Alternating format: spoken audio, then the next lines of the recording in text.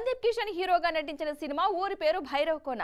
Suspense thriller మూవీగా తెరకెక్కిన ఈ సినిమాను వాలంటైన్స్ డే స్పెషల్ గా 2 రోజుల ముందే ప్రీమియర్ షోస్ వేశారు.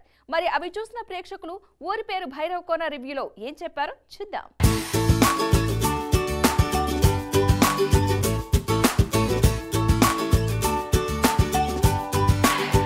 సందీప్ కిషన్ నటించిన ఊరు పేరు భైరవ కోన చిత్రం ఫిబ్రవరి 16న విడుదల కానుంది. వాలంటైన్స్ డే స్పెషల్ అంటూ ఒక 2 రోజుల ముందే ప్రీమియర్లు వేశారు. చాలా ఏరియాల్లో వేసిన ఈ ప్రీమియర్లకు మంచి స్పందన వచ్చింది. అయితే కొన్ని చోట్ల మాత్రం సినిమాకు మిక్స్డ్ టాక్ వచ్చింది. కొందరేమో సినిమా బాగుందని అంటే మరికొందరు యావరేజ్ అంటున్నారు.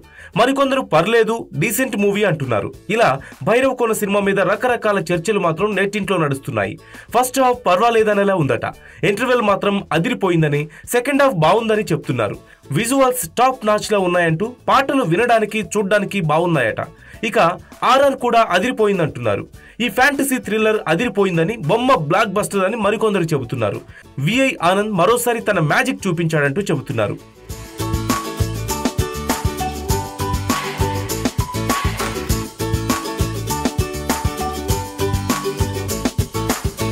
సందీప్ కిషన్ కెరీర్ కు బెస్ట్ పర్ఫార్మెన్స్ అవుతుందని, ఈ మూవీ హిట్ అంటూ నెటిజన్లు ట్వీట్లు చేస్తున్నారు. సీటు అంచును కూర్చోబెట్టే థ్రిల్లర్ మూవీ అంటూ చెబుతున్నారు. వర్ష పాత్రకు ఎలాంటి ఇంపార్టెన్స్ లేదట. కేవలం రొమాంటిక్ సీన్లకే వాడేశారట. వర్ష కంటే కావ్య తాపస్ పాత్ర బాగుందట.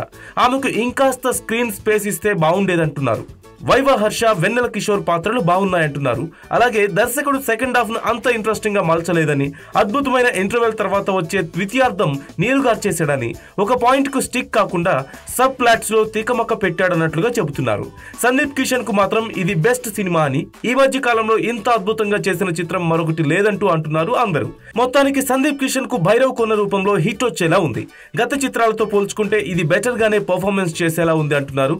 అలాగే ఇప్పుడు పోటీలో కూడా ఏ సినిమా లేదు కాబట్టి భైరవ్ కోన బాగా ఆడేలా కనిపిస్తోందట.